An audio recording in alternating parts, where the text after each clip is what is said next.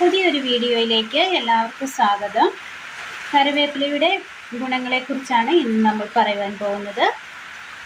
കറിവേപ്പിലയിൽ calcium, phosphorus, vitamin C, ഇരുമ്പ്, folic acid അങ്ങനെ കുറേയേറെ ഗുണങ്ങൾ അടങ്ങിയിട്ടുണ്ട്.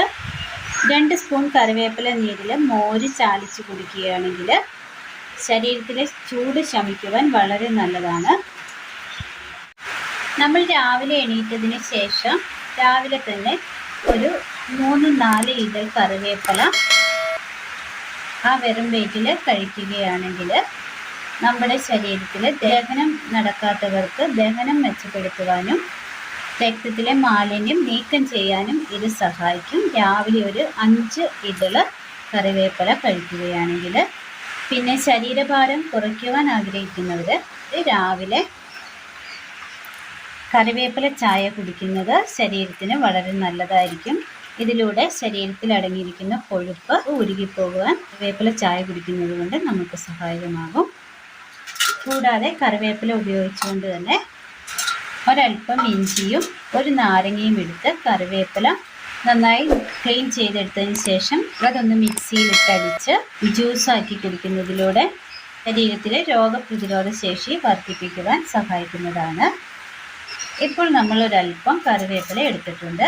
ഒരു ബൗളിൽ ഒരല്പം വെള്ളത്തിലേക്ക് കറിവേപ്പില നമ്മൾ ഇട്ട് കൊടുത്തിട്ടുണ്ട്. ഇത് നന്നായി ഒന്ന് വാഷ് ചെയ്തെടുക്കണം. നമ്മൾ വാഷ് ചെയ്തെടുത്ത കറിവേപ്പില മിക്സിയുടെ ജാർ എടുത്തതിന് ശേഷം ഈ മിക്സിയുടെ ജാറിലേക്ക് കറിവേപ്പില ഇട്ട് കൊടുക്കാം.